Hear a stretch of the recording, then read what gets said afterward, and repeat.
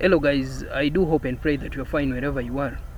Now I welcome you again to this platform, and I kindly request that you subscribe to this platform before watching my videos. Now I know it has taken long for me to talk about the ongoing war between Hamas and Israel, but recently I posted a video on this platform arguing that World War III was on because world powers were starting to take sides on the ongoing wars.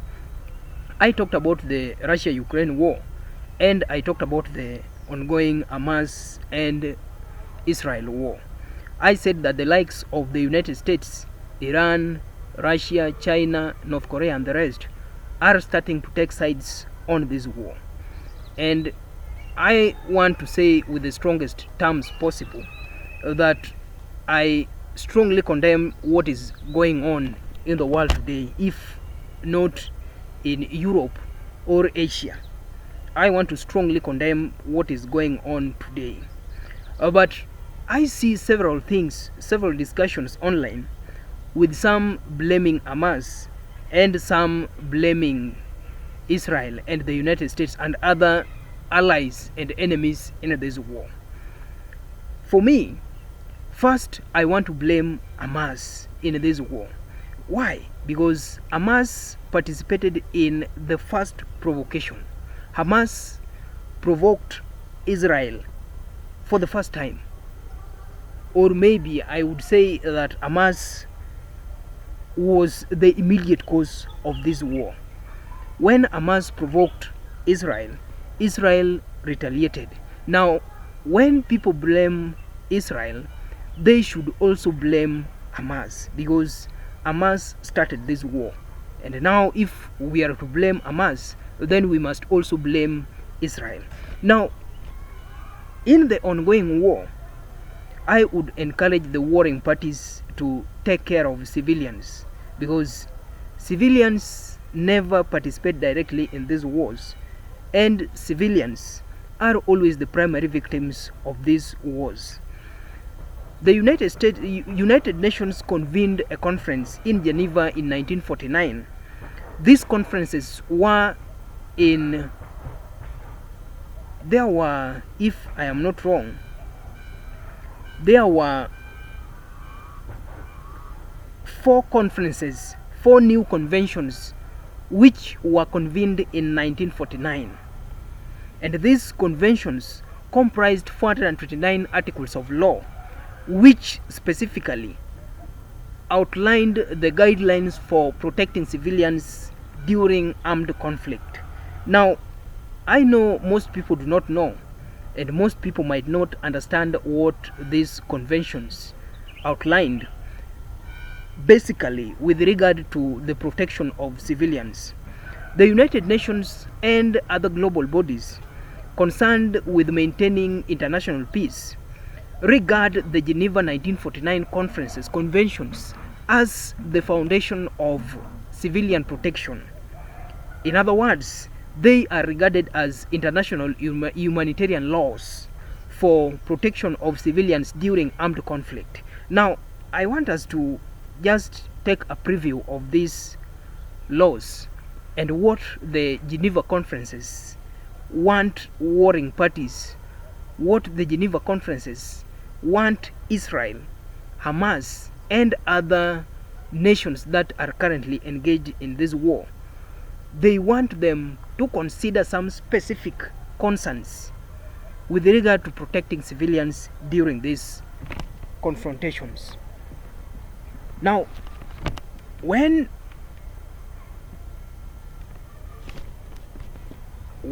you look at these conferences, they were 4. I have said that they were 4. And these 4 conferences, the first convention was held, the Geneva Convention for the Amelioration of the Condition of the Wounded and Sick in Armed Forces in the field, of August 12, 1949, that had 10 articles of the original 1864 version of the convention, and It protected civilians, wounded and sick soldiers, medical personnel, facilities and equipment, wounded and sick civilian support personnel accompanying the armed forces, military chaplains, civilians who spontaneously take up arms to repel an invasion. Now, among the outlines of this 1949 convention was the provision that the wounded and sick shall be respected and protected without discrimination on the basis of sex, race, nationality, religion, political beliefs, or other criteria. That was under Article 12 of the First Geneva Convention of August 12, 1949. Now, the other article requires that the wounded and sick shall not be murdered, exterminated, or subjected to torture or biological experiments. Another article of this First Geneva Convention requires that the wounded shall receive adequate care. Another article requires that the wounded, that is Article 15, the wounded and sick shall be protected against pillage and ill treatment. There is also a requirement that all parties in a conflict must search for and collect the wounded and sick, especially after battle, and provide the information concerning them to the Central Tracing and Protection Agency of the International Committee of the Red Cross. Now, these are just some very few provisions of the First Geneva Convention requiring the warring parties to protect civilians. One of the requirements that we have seen is the need for the wounded and sick to receive adequate care. And there is also a provision for the wounded and sick not to be murdered, exterminated, or subjected to torture or biological experiments. Now, when you look at the Second Geneva Convention,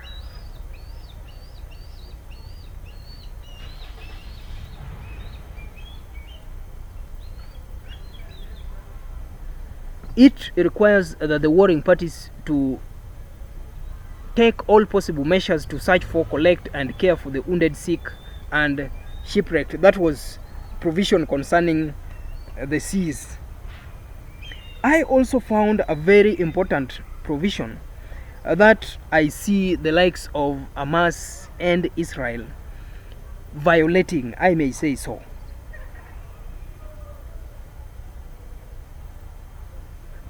Prisoners of war must not be subjected to torture or medical experimentation, and there is also a requirement that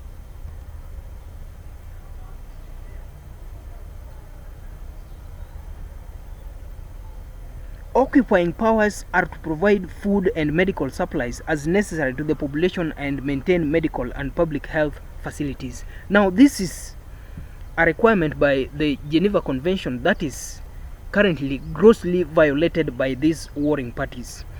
The Fourth Geneva Convention of 1949, August 12, 1949, required warring parties to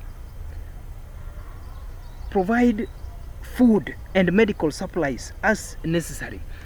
I have seen several news reports going around mainstream media citing that the two fronts, the two blocks currently warring, that is Hamas and Israel, are blocking aid to civilians. Now, when you compare what I am saying now and what the Geneva Conventions outline, you will see that these two statements contradict. I would like to encourage the warring parties, Hamas and Israel, and other concerned parties such as the United States, which is directly engaged in this war. Everything does not end with conflicts. Solutions does not always come with conflicts. It reaches a point when candid discussions between nations can solve conflicts. Supplying weapons to the likes of Israel is just accelerating this war. Supplying weapons to Hamas is just accelerating this war. And before we know it, this war will be full blown. because currently the United States has taken sides with Israel, Iran has taken sides with Hamas, Russia has taken sides with Hamas, and North Korea possibly and China have taken sides with Hamas. The United States is supported by the likes of European Union and other countries, of other NATO countries in this war. They are supplying weapons to Israel to help Israel annihilate, kill civilians in the Gaza Strip.